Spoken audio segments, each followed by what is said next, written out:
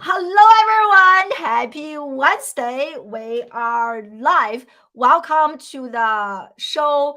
What is school for? My name is Dr. I. I'm the CEO of Classroom Without Walls and the host of this live streaming show. On this show, I interview thought leaders in education, in business, in technology, innovation. I invite them to come here to share their best practices and life lessons, and we discuss, debate, and disrupt education. The goal is to really help the next generation to future proof them, to make sure they're ready for an exciting career and exciting life. And today, and we are live on all the social media channels, including LinkedIn, including Amazon Live. If you just enter in your browser, classroom without walls.live, you will be redirected to our Amazon Live page. And so join me live today is the one and only Flo Nicolas. And Flo and I discovered her through the LinkedIn Creator Accelerator program in technology and innovation this year. My friends, I have to tell you, the minute I discovered this lady, I was like, do you even sleep? Do you even eat? She has so much energy. She's literally all over the place. Every time I'm on LinkedIn, Flo is doing something. I'm like, oh my God, I wish to be her when I grow up. That is literally how I feel. So for those few people who don't know who is this amazing lady, she is, as I mentioned earlier, she's a fellow LinkedIn Creator Accelerator program recipient. So make sure to follow her on LinkedIn to check out her amazing content. And Flo is also lots of titles, a creator, a tech founder, a producer, a director. She's also the host of the Get Tech Smart show.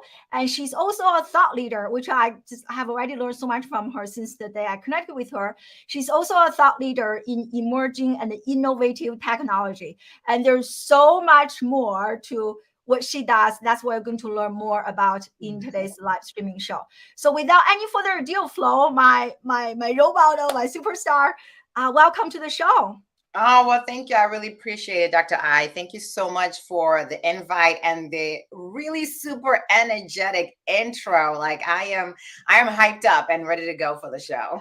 I'm trying to catch up with you. And Phil is here, is our mutual friend. So really appreciate you for being here, Phil.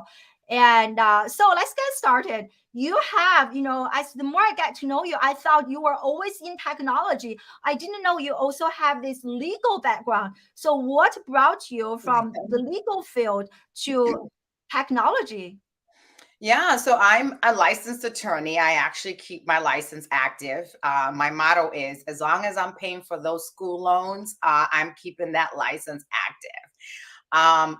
But yeah, so I spent some time practicing bankruptcy and real estate. Mhm. And, just after a while, just going back and forth to court and, just being stuck in the courtroom sometimes, or being stuck in Boston traffic or Worcester traffic if I had to go to court. I was just like, I don't know if this is for me. I'm, Mhm. and I actually accidentally got into tech. So what happened? I applied for a role for a big telecom company, and at that Mhm. time, it was like in the real estate group. And so I'm like, oh, this is perfect. Excuse me, I've done real estate before, so this will just tie in with my background. And I had no idea that the department I applied for was corporate technology operations Oh, wow. in the big telecom company. So it wasn't until I got in, excuse me, I got something in my throat. It wasn't until I got in and I'm like seeing like all these engineers that I'm like, oh yeah, you're gonna be working with the engineering team. And then I'm really getting like a good breakdown of, oh, you're gonna be responsible for like multi-million dollar Oh, modifications wow. to cell towers, and you're gonna be managing your teams of vendors who are gonna be helping you achieve our project objectives. That's when I'm like, oh, okay. I thought I was like negotiating like retail space agreements, but no. So it was by accident, but it was a good accident because I got exposure to this world that I didn't know anything about. Wow. And that's how I kind of got my feet wet and I got into tech initially. That's amazing. And I said we were just before we went live, and many of my students, when they entered a career field, many of them have literally no idea why do I want to do this, and they didn't discover that even after a few years. Either they got laid off or they just really hated the job. So for you, Flo, when you just enter technology, you like this is a big surprise. So, but within a few years, from a surprise to become what I really agree. What do you feel say here? Like, Right. right, the voice of technology, maybe even in the United States. And so from not knowing anything about the field to get to where you are today within such a short period of time, only a few years, what do you think are some of the key factors that contributed to where you are today? Right. So I spent 7.5 years in corporate technology operations and telecom. I think one of the things that contributed to my success was my passion to learn.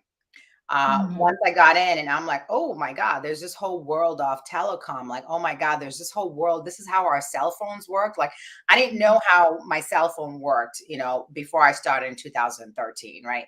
For me, it was just like I pick up my phone, I dial the number, and it goes. I got access to how it all works, why it's necessary for it to work, because I was part of that department that put the equipment on the cell towers that made consumers be Mhm. able to text and talk at the same time, check their emails and while on their phone and be in their browser. So you've got to have a willingness to want to learn, uh, Mhm. passion to want to learn something new. For me, I was coming in and I had to learn telecom. I was going in an environment where people are like, oh, I've been in the industry for 20 years. Oh, I've been in the industry for 15 years. And here I was coming to this industry and I'm like the freshman. Mhm. I'm the fresh fish in the pond, right? Mhm. And I feel like I had to prove myself, right? Because trust me, nobody was impressed that I had a legal background. It was like, oh yeah, that's Mhm. great that you have that, but do you know telecom, Mhm. right? So I had to go in and I had to learn. And the one Mhm. thing I did and that I was not afraid to do was ask questions. Mhm. So if I didn't understand anything, I would be like, well, what is this? And then I would ask like somebody either from our telecom construction team or an engineering team. If I was confused, I'll be like, hey, can we schedule a call? I have a couple of questions for you. Mhm. And the number one thing you never want to be afraid of is to admit that you don't know something. Mhm. Right. Because when you say, I don't know, or I don't understand, or I need clarification, that is a learning opportunity. So you Mhm. have to be open to want to learn. You've got to be adaptable because the other Mhm. thing about tech, it's constantly changing. It's Mhm. constantly evolving. So the way you keep up is you got to upskill. You got to continuously learn. And that will be my number one thing that allowed me to be successful. I was always willing to learn and then also figure out ways of how I can present solutions Mhm. that could be beneficial to my team. Mm-hmm. Oh, wow, I love those 3 points you mentioned, especially present solutions, which reminds me last night, and I was so sad that I missed the LinkedIn audio event that you were and a bunch of other creators doing with LinkedIn. So last night I was searching on LinkedIn, like what is an audio event I can listen to. So I stumbled upon this guy. He was doing like kind of some career talk. So he said that by the end of, which reminds me of what you're just saying. So by the end of her audio event, he said that two questions you should ask by the end of the interview, because by the end of the interview people typically ask, what question do you have? Most people Right. don't have any question. He said that two questions. One is, what is keeping you up at night, and how can I be a solution to your problem? It's like, wow, that is Yeah, a that's great a good question, one. exactly what you just mentioned. So I really really love that. And I want to highlight this, what Phil wrote, right? From not knowing an event, and then to being like a speaker, that is quite a journey. So you already mentioned a little bit. I really love, passion to learn, and be adaptable, all those things. So I love, so recently for the LinkedIn Creator Accelerator Program, we are encouraged to do technology innovation predictions. So Nice. I read your post. I love the predictions you made. So do you mind sharing your top three Yeah. technology innovation predictions with us, and maybe also elaborate on them a little bit? Yeah, sure. I mean, so one top trend for me that I see that's going on, which is, predicted to, be a billion, probably is going to be $1 trillion industry, is just artificial intelligence.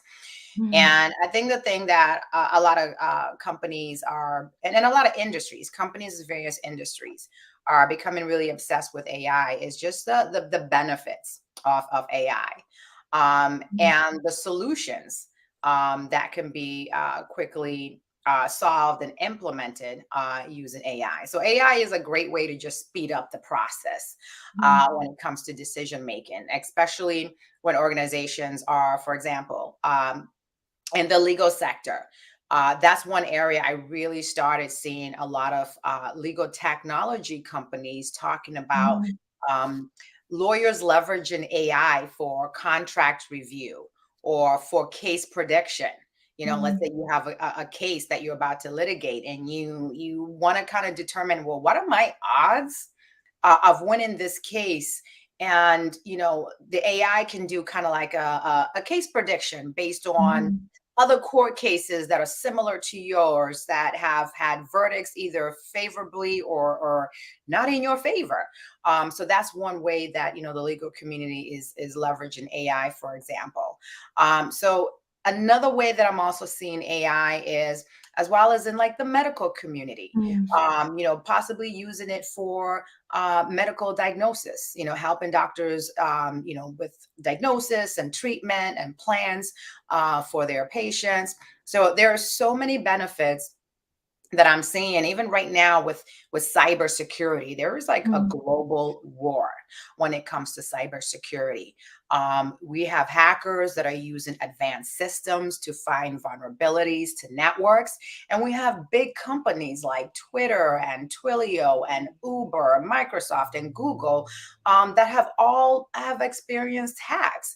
So one of the things mm, we're starting to see, a lot of the cybersecurity companies trying to come up with AI software mm, for prevention, for detection, to help companies combat potential attacks.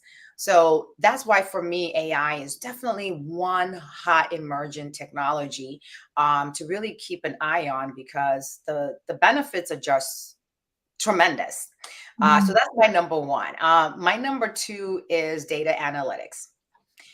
Data is everywhere now. All of a mm, sudden, it's like you wake up and everybody's talking about data, from data in the medical industry, data in the legal industry, to small business owners. mm, I recently interviewed University of New Hampshire Business Analytics Center, and they're focused on helping businesses get their data together, essentially. mm, And a lot of small businesses don't really understand how to leverage data, or why is mm, my data even important.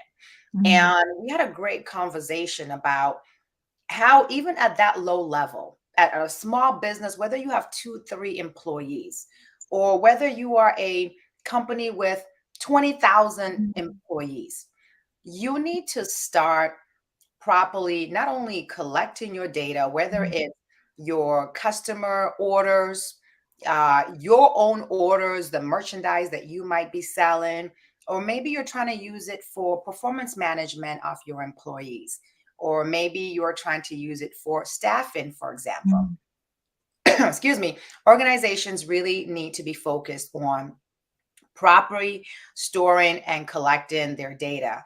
There are other complications that come why storing and collecting that data needs to be done properly is when you start dealing with data privacy issues. Mm.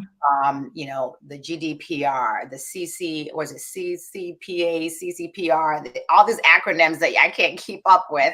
I have Um, no idea. yeah, there's the data privacy is the other thing that's huge right now. But collecting data and knowing how to leverage that data for your business is Mm. really essential. So when I was in corporate technology operations, we used to just call it reporting. Mm. I had to run reports of, how many license agreements my team would execute, or run other reports in terms of, how many zoning and permits that my team would pull for the project to move forward for the construction team. All that, we called it data.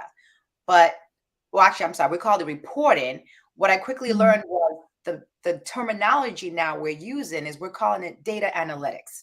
So if you're Mm. doing reporting right now and you're like, what's data analytics? Well, that's what you're probably doing already, which is reporting. So big data is predicted to be another $1 billion industry. So that's Mm. definitely one to watch. The other one that I want to throw in as my third one, and the reason why I want to throw this one in is because during the pandemic, we saw this switch where people Mm. are working remotely, right? And even once, we kind of started seeing restrictions lifted, we still have people Mm. working remotely, but then now we kind of introduce this hybrid, right? It's Mm. either I'm 100% remote, or I'm like 2 days in or 3 days in. Mm. But what comes with that is what we should really look at, which is the workplace management systems, Mm. which is how employees are tracking their employers are tracking their employees. So whether it's tracking you from keystrokes to see, hey, how many times did Flo type today? Or Mm. maybe tracking me by when I'm logged in, when I log in the morning, when I log off at night, to track am I really working 8 hours a day? Mm. So this is one area that we got to keep an eye on because it's kind of plagued with some controversy, Mm. right? And the reason why it's plagued with controversy is that employees are like, wait a minute, what happened to trust? Mm. Why Mm. am my keystrokes on the computer being tracked? Mm. Why do I need face recognition so you can really know, oh, it's Flo working today, and Flo didn't hire someone else to work for her for the day, Mm. right? Or maybe you're an employee who spends most of the time on your road. Well, there are ways for, especially if you're driving a company vehicle. Well, guess what? There are ways to track your mileage, where you're going, you know, um, how long you're out on the road. So that's another tracking system that people need to be aware of. So it's not just tracking you on your computer, but you can also be tracked when you're traveling, especially if you're using a company vehicle. So you have all these workforce management systems that I going to be again another $1 billion industry as we continue to see a shift in how we work. The Mm. in office model, it has definitely changed as we're now more hybrid and remote as well. Yeah, thank you so much. I'm like just like taking notes. I love, like being like lifelong learner. I love it. And I love what Phil mentioned here, and lifelong learning is really a must in technology. I think it's pretty much in all career field, especially in tech, you have Yeah, to learn. And I love those three predictions that make flow. And I want to kind of like for the AI, I don't have much comments on that, but like data analysis for me, I run a small business. I starting earlier this year, I started to run Facebook ads for my company, and I really understand how data just like yeah, it's really either giving me peace or make me freak out. Sometimes I freak out, but when I look at the yeah, numbers, oh wow, it's actually not that bad. So I so agree with you. Like number, it doesn't matter you are just a one person or yeah, 1,000. Like it's so critical. And Yeah, the third yeah. point, oh, sorry, go ahead. No, I was going to say, I'll add to the Facebook ads. I can definitely say one thing that Facebook does good with those ads is that they let you know the numbers. They show you the data off we've reached X amount of people, or X amount of people have liked your page, or you have X amount of engagements. All that right there is data, you know. Yeah, exactly. Like how much money you pay per click, and just like very, very informative to really help you adjust a very strategic business decision. So I really, really agree. And the third point you made is so interesting. This workplace management system. So do you know if there's research coming out actually suggesting when people are being tracked, does that boost or reduce the work performance? I'm thinking if someone is like monitoring every single minute I'm doing, like my performance will drop. So do you Yeah. know if there's any like research done on this, or this is just like too new? Yeah, so I'm sure there's research on it. So what I have seen, the way I started kind of looking into the workplace management systems is I read an article about law firms that will contract Mm, for contract lawyers to work on projects. And there was this project that was going on, and it was so restrictive. And what was mm, happening, based on the article that I read. So before you start your day, there was actual facial recognition. It would verify that you are who you are. But the problem with the facial recognition system, and there is data out there that shows, with that, is there can be some complications when it comes to minorities, for mm, example, mm, some biases in the facial mm, recognition. So there were lawyers who were saying, maybe today I have my hair straight. I'm a mm, Black woman. Today I have my hair straight. Tomorrow I'm going to have braids. Now mm, that facial recognition system is like, who is this person? This is an imposter, because it's mm, not it's seeing my braids. It's not, it saw me the last time with the straight mm, hair, and now I have the braids, and now it's alerting the system to say it's a different person. mm, So one of the things that article stressed was the stress level. mm. Because let's say I just go like this to just, fix my chair, I move like this. The system was detecting that movement, and then we'll kick the person off the out of the system. So it's the stress of not being trusted, Mm, or feeling like I'm working, but I feel like I'm a criminal, like, because I got to go through exactly. like all this monitoring.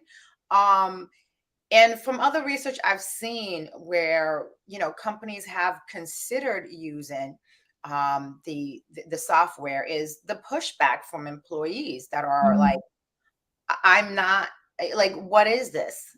Trust mm, me, the number one component here. You should trust me to do my job.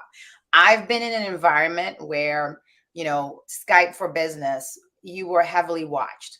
mm, When you use Skype for Business, it shows you green, you're available, you're there. Red, you're either in a meeting or you're busy. mm, Yellow, it's like you're away. mm, I would get stressed out. mhm, I would get stressed out. I like one time I forgot to go green. I logged in the morning, and I had put my away like the day before, and it didn't automatically switch back to I'm available. So I'm mm. literally working. I've logged in. It's now 2 hours into my workday. And that's when I realized, oh my God, it's showing I'm away, but I've literally been there. I've been Wow. working. And I was a nervous wreck. I'm Mm, like emailing my boss. I'm like, oh my gosh, I just want to let you know I was here. So those are the things that you don't need the data. I can tell you from experience, it mm, is stressful when mm. you feel like you've got to be watched and tracked, and you got to watch, am I green? Am I red? Am I yellow? Like it's too much pressure for someone who already has enough pressure on the day to day with being a productive employee. Yeah, definitely. I don't think I can even function for someone like the reason I quit my job is like I need freedom. I need to walk Right. around. I need to have my own schedule. If someone's like watching me 20 Right. like in the bathroom, I'm like, no, no. Right. Because I don't know much about workplace, but I know I read lots of literature in education, in parenting. When children are actually being watched, their performance actually dropped. Their thinking Yeah. brain is not performing at the optimal level because they are in that stress level. Yeah, so that really makes me wonder, like, how many people can actually survive Right. the environment like that, right? When you're being Yeah. constantly monitored. Which reminds me of a funny story. I have friends in China who told me, like, they have facial recognition in the bathroom to Yeah. monitor how much toilet paper and paper towel people Oh actually my took. gosh. And like, imagine what if you had an emergency? Like, Right. seriously, right? That's a little too much. I It's think that's on that spectrum where it's just like too much. beyond necessary. Yeah, I think it's like technology is not making our life easier, but has interfered with our life, like privacy, all those things. It's very Right. interesting. I'm sure like more and more people are going to study this. I think the repercussions, like the benefits, really interesting to think about this. And so as you know, I was talking a little bit about students. So do you think, I don't know how much you work with young people, and so just based on your understanding, do you feel today's education, especially the higher education space, traditional four-year college, and is well preparing our young people to deal with those challenges, like constantly changing, to Yeah. help them become lifelong learners? And in your case, like, how you just learn everything on your own. I don't think you went back to school. So that's kind of what makes me curious to ask you this question. Do you think the current education system is well preparing the young generation to maybe not just survive, but actually also thrive in today's environment? Yes and no. Mhm. Yes and no. I think it depends on the school and also depends on where the school is located. I think there are some schools that are like, for example, like, my 4-year-old, she goes to a private school and they start teaching in kindergarten, they start teaching the kids how to code. They do robotics. And so they have computer science. I can tell you if I go to the public school, that's right here in my town, they don't have that. Mm. All right. Um, but it's unfortunate because it's something that is so critical, especially with the numbers that just came out a couple of weeks Mm. ago showing a decrease in our math. That during COVID, the testing in terms of math for our children, our kids are, well, let's just be blunt, they're sucking at math, right? And the other numbers that we're seeing is that um, when students reach the 12th grade, their level of understanding the math and what they've learned essentially from grades 9 and 10 and 11, it goes down. Mm. And it goes down. And that's a problem because once they reach Mm. 12th grade, they're 1 foot out the door to Mm. college.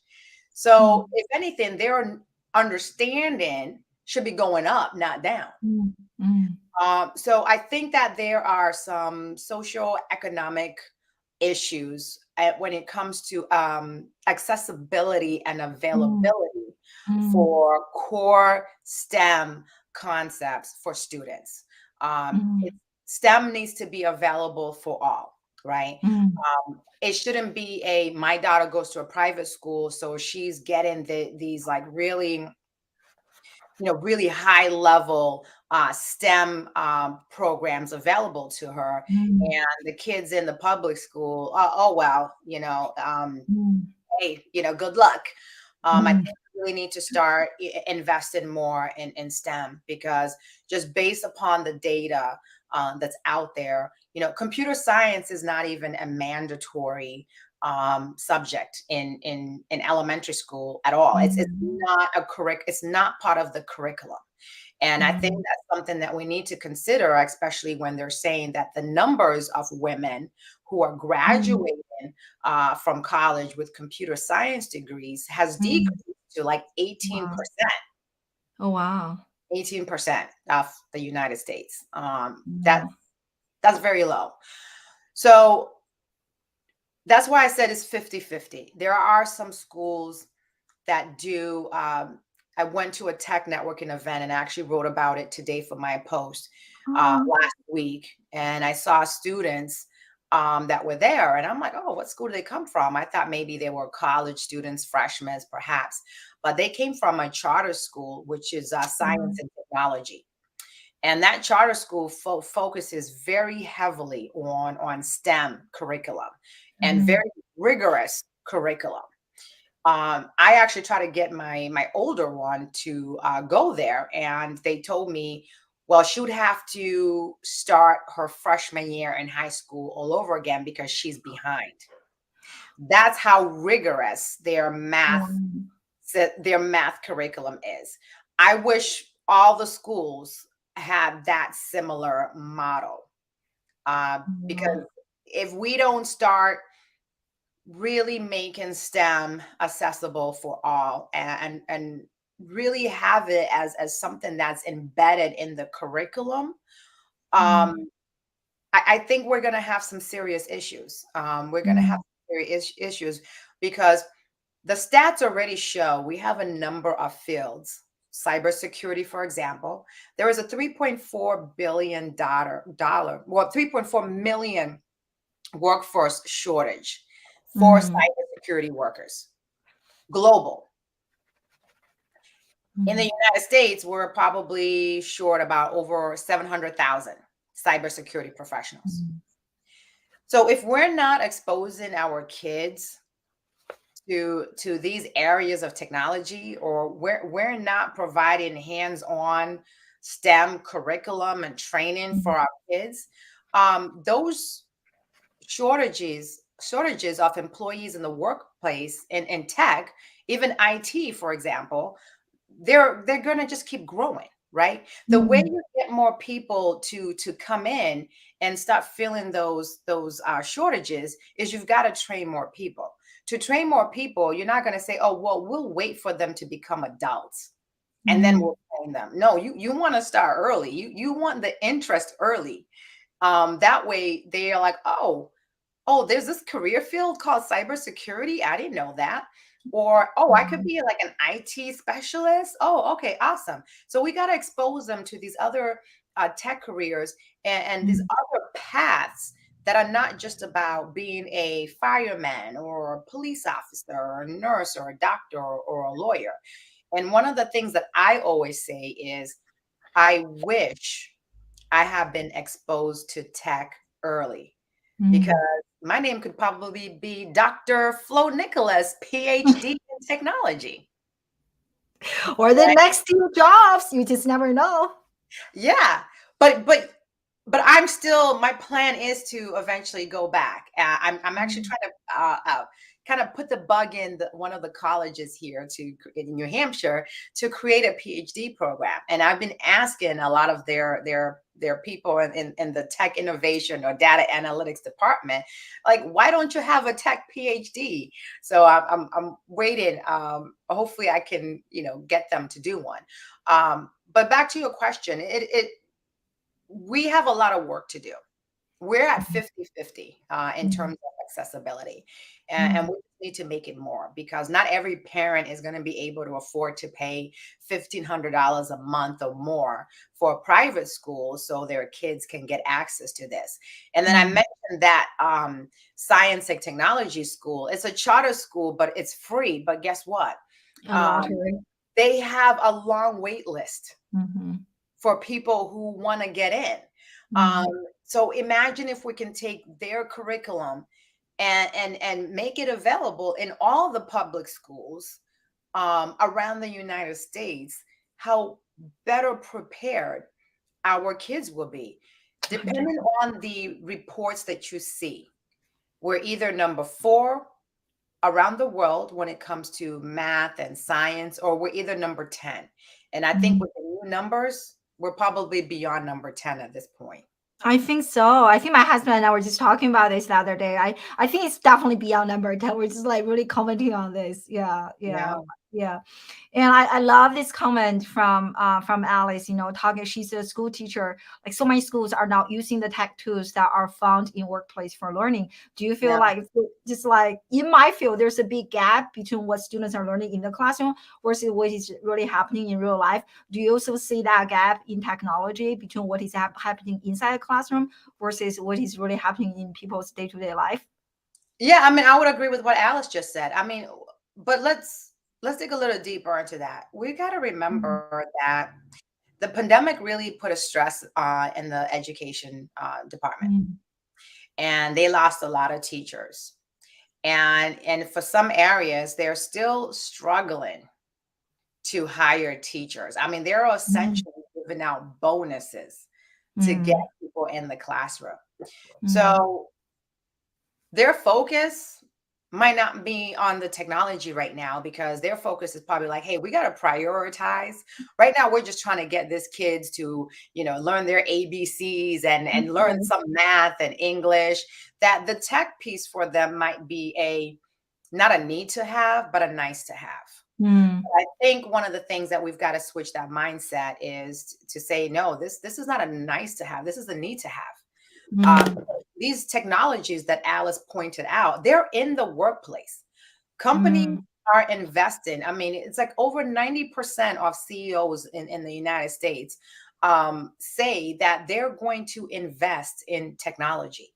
So mm, the kids need to be exposed mm, to technology at an early age, because this is the future.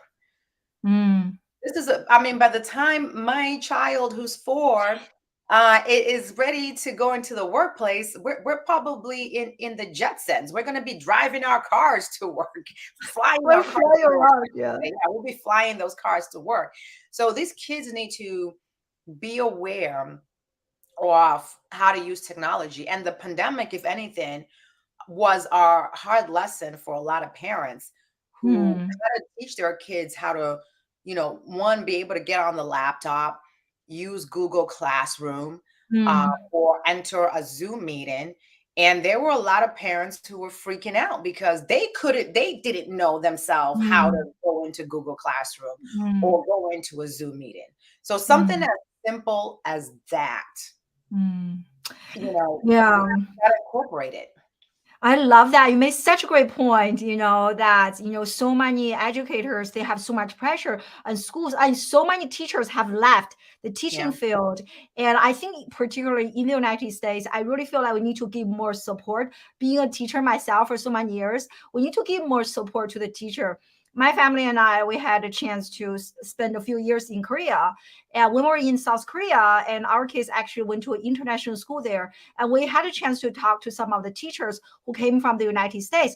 They told us like when they were in the US, they literally had to spend money out of their own pocket to Yeah. purchase school supplies like pencils, paper, like drawing, coloring paper. I was so shocked when I heard that. I was like, what? So in a situation like that, now we're like, yeah, now this technology gap. I think, if we have any school leaders listening to this, watching this, I really feel like we need that resource, we need that support so that teachers can actually do what they're supposed to do, which is teaching. Right. Yeah. I agree Yeah. with you 100%. And I've heard those stories of teachers having to purchase things out of their own pocket. It's And so it sad. breaks my heart. It breaks my heart. And that's why, I was just talking to someone today when we were just talking about the school system. And one of the things I immediately said is, as parents, sometimes we're so quick to want to blame teachers for things. Oh, the teacher Mhm. didn't do this. And I said, no, as parents, we need to take accountability for our kids. Mhm. All right. The teachers can only do so much. It's a partnership, it's a collaboration. Mhm. And one of the things that I do as a parent, I can't expect teachers to do everything. But I'm Mhm. very hands-on when it comes to what I'm doing with my kids and the exposure Mhm. that I give them to STEM. I go to a lot of STEM events and I bring my kids with me. When Mhm. my kids, my older daughter says she wants to be a vet, I'm like, great. If you want to be a vet, then your grades in the sciences need to be great. So, I monitor those grades. I sit with Mm, her and I say, do you need help? What assistance do you need? In the summertime, my older one is going to be going to a nursing boot camp. I found out that my local community college offices, coding camps, nursing boot camp, and they use it's a state of the art, like technology wow. nursing facility. It mimics an ER, and she's going to go do that. So as parents, we can't just say, oh, the school needs to be providing this. Yes, to a Mm, certain extent, but there's also learning doesn't stop in the school building. Learning continues.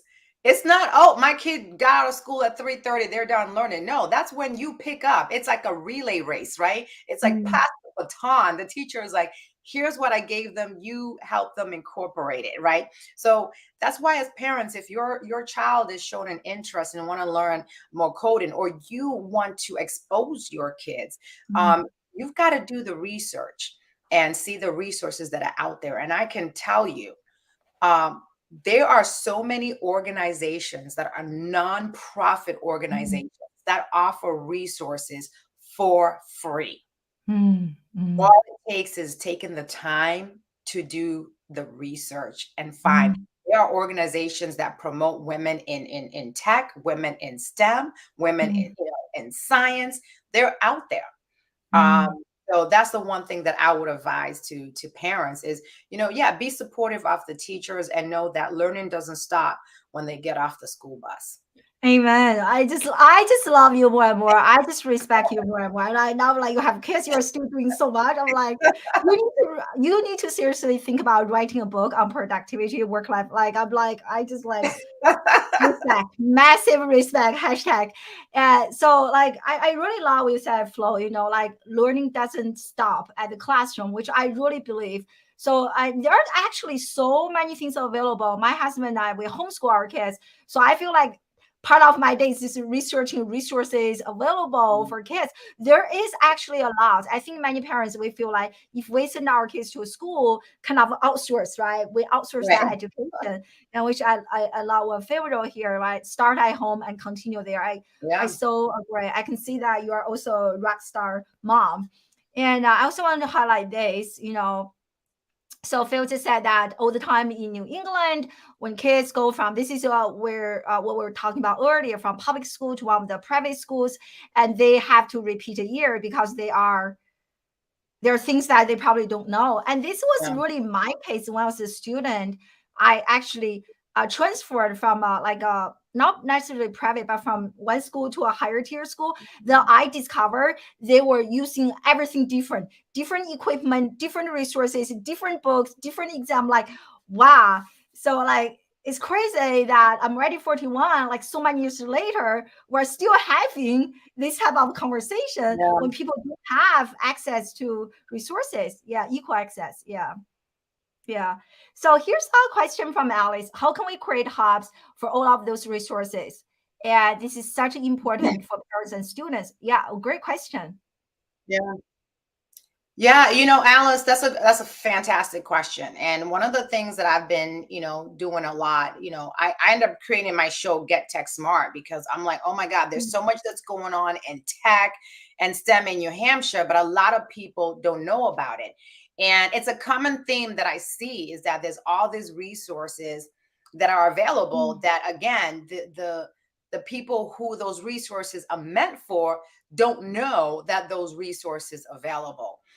mm, One thing that I will have to say is you might have to create that hub, or you might have to work mm, like right now on the back of the biggest thing that I want to work on for 2023 that's on my plate as a need to do is to create that hub.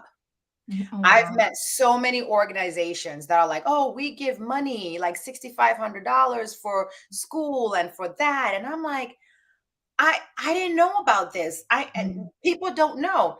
So my plan is to create a hub where all the various organizations can just drop in their the benefits that they Mm, provide for STEM or for continuing education or for job placement or for anything that relates to women in tech, girls in tech, diversity in tech, because sometimes there is so much out there. It is hard to filter. And unfortunately, right now, Alice, I don't know what state you're in, but you would have to start there. I think you would have to mm, start with a women in tech resource, and then your state, right? Or girls mm, in tech resource, and and then type in your state. That's the first part.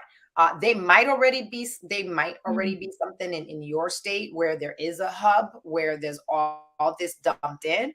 But I can tell you from my experience in my state, and Phil and I actually have talked about this quite often, is that there's so many organizations out there, and mm, they're kind of doing their own thing. Some organizations communicate with each other, but there's some that have these resources that are not getting out mm, to the people that require them. And I mm, will quote something my friend James McKean just said today at an event. mm, He's the president of the NAACP Manchester, New Hampshire branch. And he says oftentimes what happens is that, especially for example, when companies are saying, hey, we want to hire and we want diverse candidates. And they're like, well, we can't find them. One thing that Jim said is, well, where are you going to look? Are you going to where the people are? Because if you're just mm, going to look at the same places where you normally look, then you're not mm, going to find those diverse candidates. So I mm, think one of the things that needs to happen is that um, we need to be making sure that these organizations that have these resources available, whether they're trying to mm, attract girls or get more kids of various ages involved in STEM, they need to be targeting that community. They need to be going to the schools. mm, Alice, another thing you might want to take a look at. One thing I see in my local high school is they do have a CTE, like the technology department, where they mm. do all things tech. So they tend to have resources as well. But you can also just call, your local school and verify what resources they have available. If they don't have any resources, that's a great opportunity for you to jump in and say, okay, I'm going to create that hub. So Mm. it might be something you have to create, unfortunately, because I'm finding that that there's a serious lack of that hub in certain areas. Yeah, I love that. I love that. We're all anger and anxious, waiting for the app or hub, whatever you are going to create. Flow. I think it's going to be amazing. And I love this comment from Phil. He said that the challenge. So once you are here, there's another one, and Yeah. yeah, once you are aware, yeah, you have to kind of market this. Reminds me, like one time I interviewed this person, he actually designed an amazing app. I Right. said the biggest challenge is not actually designing the app, is to Right. make people actually discover the app. Yeah, but I think that is something what you're really good at. Maybe we can use that to wrap this up. Is that you are like really all over the place. Now I see you in the background. You have a dog. I just like Yeah, amazing. that's the I call him the fur baby. Yes, yes. So like how has you still managed to make time to put yourself out there, being so active on LinkedIn? You are also on TikTok, right? I think I read Yeah, somewhere TikTok yeah. and Twitter. So how has putting yourself out there really help you become this thought leader in technology, help you get to where you are today? Right. I mean, I think social media is one of those things that a lot of people don't leverage. The Mm, power of social media is phenomenal. mm, And that's one thing I learned quickly. So here's what I did and why I use social media a lot. I had a chance to speak to some VPs, and I was looking at their profiles, and I'm like, okay, how are these Black women landing these VP roles in mm, these tech companies, these big brand name tech companies? And so I had a chance I reached out. One of them I was mm, connected, my mother connected me to one, and the other one I connected because of where I was working at the time. And I was like, hey, I would love to have a one-on-one. And that's one of the things I kept asking. Well, how did you get this job? And they're like, mm, well, I didn't apply for it. A recruiter contacted me on LinkedIn. And I'm Mm, like, what? They're like, you need to be on LinkedIn. You need to be seen and you need to be heard and you need to have a message that mm, people can hear and see it loudly and clearly. And once they told me that, I hit the ground running. I was like, okay, I'm going to be seen, I'm going to be heard, and I'm going to have a message. And it took a little mm, bit for me to really figure out my niche because when I first started, I was focusing on legal technology. And then mm, you kind of have to read your audience. In mm, New Hampshire, legal technology is not, it's not big. We don't even have mm, legal tech companies. So I saw, hey, this niche, the market size for me does not make sense. So that's why I became more focused on emerging technology because there's so mm, much going on with mm, technology from blockchain, Web3, cryptocurrency. I mean, there's so much going on. And I'm like, I can capitalize on that because some of these emerging technologies, a lot of people just really are not understanding them or they're not really paying attention to them. So I mm, found something that I could use and something that I was passionate about. And I'm like, okay, this is going to be on my focus. I want to educate my audience. But at the same time that I'm educating my audience, I want to hype myself up. I want mm, to be seen as a thought leader. I want to be seen as a subject matter expert. And mm, I started really leveraging social media by writing my posts, creating my TikToks and sharing my experiences in technology and sharing, things that I'm learning from following other tech influencers, from reading, mm, tech blogs and seeing what tech mm, experts had to say. But one thing I wanted to do, I was like, I want to make this me. I want to make this flow. Like, right? How can it be flow? And the best way to do it is bring their energy, bring the fun, making tech fun and entertaining, but I'm educating people, right? So that's mm, how I've kind of used my platform is to take all that complex tech mm, stuff and make it simple and make it for everyone to mm, understand because at the end of the day, we're living in a world that is becoming technologically advanced. And it cannot mhm, be, oh, only the tech experts need to know about. mhm, No, we all need to know about this because that's the future. The future is tech. mhm, And everyone needs to have an understanding of technology. Just like Alice pointed out earlier, we are using technology in the workplace. Now, when you go order food, it's tech, right? You see, I've gone to McDonald's a couple of times and instead of a person, it's saying, "Oh, you mhm, got to enter your information on that screen." You know, mhm, what I mean? So it's everywhere around us is mhm. using automation. You got to be able to use that stuff. So you got to be aware.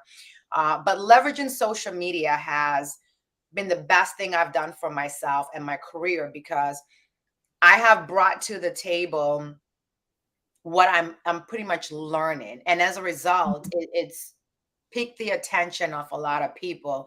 It's earned me, for example, for my show Get Tech Smart. Now I'm getting this caliber of guests that want to come Mhm, on, like one of the biggest universities in the state, one of the biggest mhm, companies in the state has come on my show.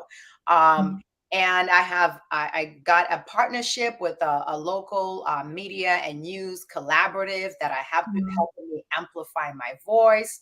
I'm in talks with PBS right now, so I'm crossing my fingers for some good news with that.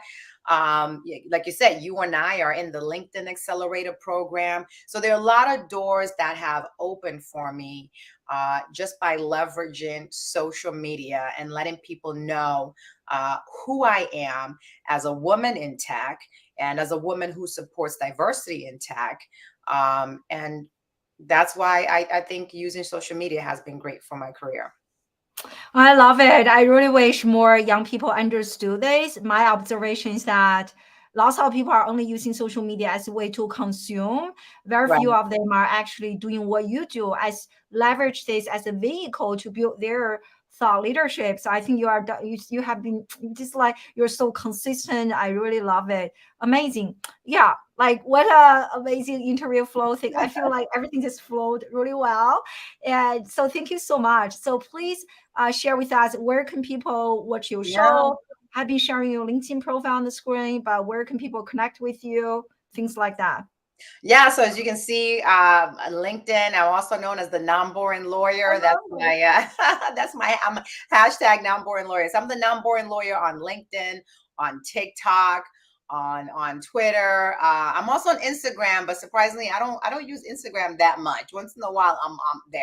But I'm definitely on TikTok a lot. I actually recently, I think I'm at 15,000 followers on TikTok. So um, not sure how that happened, but it happened. but but I'm like to share like, a lot of tech news that's going on around the world. And yeah, you can always feel free to send me a message. I don't have any assistance. I check my own messages. So if you get a reply, it's me. Oh. So Oh, that makes me feel super extra special. That's amazing. So I know you also have this Tech Smart show. So tell us a little bit oh of yes, your I forgot about that. So Get Tech Smart has its own showcase page right on LinkedIn. There's also a YouTube channel as well. It also is streamed on Hudson HCTV, New Hampshire channel, their Comcast channel 20. So yeah, if you just type in Google, if you Google Get Tech Smart, it should pop right up. So there's many ways for you to be able to watch the show. And I know, final plug, you also have this app called Cheap Chat. Yeah, it's coming. It's not That's released coming. Okay, yet. but tell us more about it. Yeah, so I'm trying to essentially use artificial intelligence, my number one pick for prediction. So I'm trying to use AI to help retail shoppers find good deals. Mm. So right now I have a call tomorrow with an investor, so I'm hoping for some good news. But yeah, right now it's one of those things where when you try to build anything with AI, it's not going to be cheap. It's going to be Mm. costly. But what I'm hoping to do is be able to tell shoppers the best places to shop, the times to shop, where to shop. Using predictive analysis, using GPS location. So that's the plan because things are so expensive right now, and I'm Mm. super cheap. My husband, calls me super cheap, and he sings the song Cheap Cheap. That's why I named the app Cheap Cheap. So yeah, it's in process, but I might be cheap, but I figured out a way to help other people, especially right now where things are just ridiculous, to try to figure out where to get the good deals are before you even leave your house. Mm, mm, mm. Oh my God, I love that. That's so amazing. You are, even though you feel like you are cheap, your knowledge, everything you share is very next level expensive. Okay, so I love it. Right, Alice is saying having like such a great discussion. And one final Thanks, comment, yes, Alice. definitely. Right, yeah. I mean, if the only thing you do is consuming, I think that's not enough. Consuming plus creation, I think both two combined are really powerful. Right. Yeah. Anyway, Flo, thank you so much for such an Thank incredible you. conversation. I have this much respect for you. Now I'm like, it's like through the roof right now after. I'm like, how is this lady even possible doing everything? So thank you so much. I will see you Thank on you. Friday for the LinkedIn creator, the Zoom thing you're doing. So Right. really excited. Thank you so much for dropping so much value. And everyone definitely check her out, follow her on social media and all the good stuff. And take care until next time. Thanks. Have a good one. Bye, everyone. Bye.